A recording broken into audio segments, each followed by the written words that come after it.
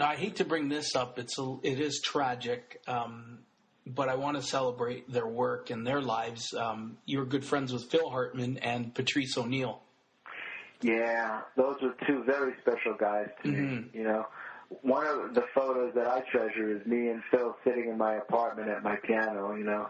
He was a super, super guy, very talented. I mean, so well respected in his field, you know, by all his peers. And Phil was a big supporter of mine. I got to work with him. The first time we worked together was for the Friars Roast of Chevy Chase. And that was back in 1990, I believe, because I was kind of the liaison between the older comics and the younger comics in the Friars Club. Because young comics had never done roasts, and I had been writing for the roasts since like 1980, maybe 79. You know?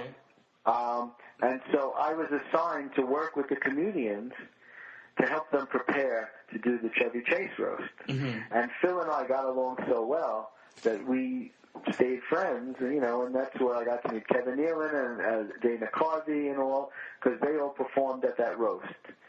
And Patrice O'Neill was a very special relationship to me. And I wound up being his co-host on the Black Phillip show on Sirius XM. Right. We had a blast. You know, Patrice was the kind of guy. We had a very special relationship. And as a matter of fact, his wife, Von DiCarlo, about 3 or 4 weeks ago, I brought her on Sirius XM with me. You know, I'm a regular with Ron and Fez on Sirius XM, and I get to bring on guests who I like, you know, from the comedy world. And I love Von DiCarlo. She's great, and she's talented, and she's on that new BET-centric show, According to Him and Her, which is a dating show. And Patrice and I just had this interesting relationship. You know, the Black Phillip show was about how to meet women, basically. A dating advice show. Right. So he considered himself like the Black Dr. Phil. Right. And if you followed his advice, you could be beaten unmercifully by women of every color. You know, I could never say the things that he would say to women, and he could never say the things that I said. Right. And if you watch, like, you know, I still have the episodes that we did, you know, and he realized that I was on the level. He's like, you know, Jeff, you know, because callers would come in and be like, Jeff's full of shit. He doesn't mean that stuff he's saying. And Patrice would be like, no, he's real. He does mean that stuff. Right. And he lives that way. That's what he says. Because I was like a counterpoint to him. We both enjoyed meeting women, but we went at it in a completely different way. And I just loved being on. Plus, he said I was the only white man he ever met who knew all the words to "Bitch Better Have My Money." That's right. Which happened to be the theme song on the show. The show, right. Yeah, he didn't know that I had always wanted to be a pimp, so I knew all those songs like that. AMG 1991, that was my favorite song, and that was his theme song, "Bitch Better Have My Money." That's right.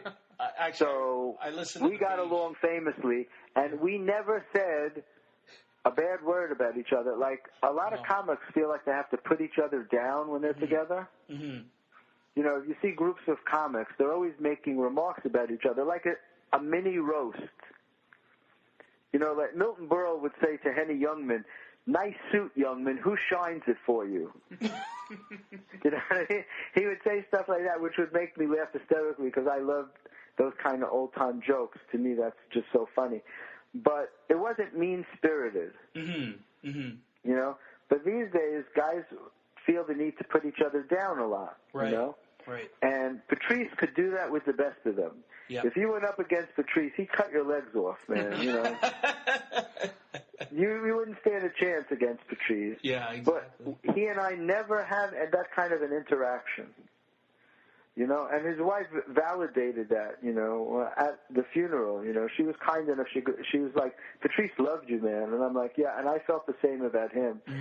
We had this, we couldn't have been more dissimilar in all different ways.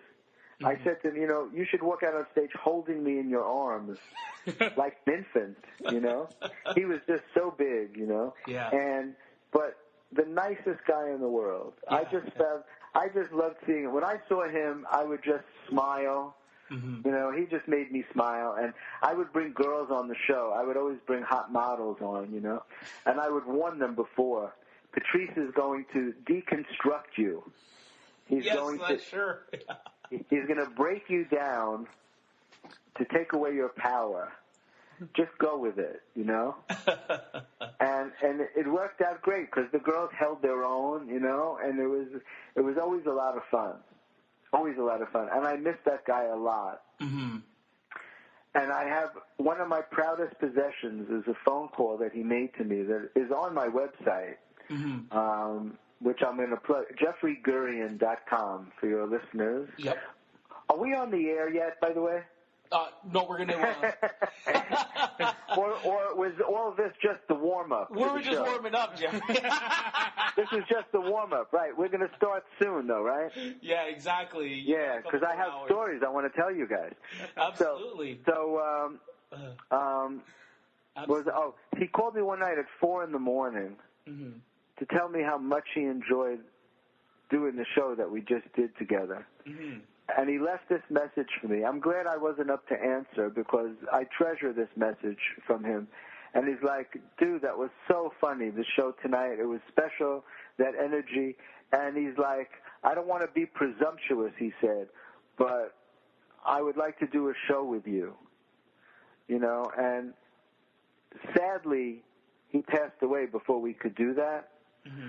But just the thought that he would think that he would want to do a show, he and I together, was amazing to me, you know. And I have that phone call on my website if people want to see it, JeffreyGurian.com. I'm just, you know, I was blown away by him. He was a comedy philosopher. Mm-hmm. He had very well thought out things. He was not a misogynist. People like to say, well, he hated women and stuff. He didn't hate women at all. He loved women. He hated how weak men became under the power of women. Right. That's true, yeah. That's what offended him, that no matter how strong a guy was, he would be a little weakling under the power of women. Because that's what we do.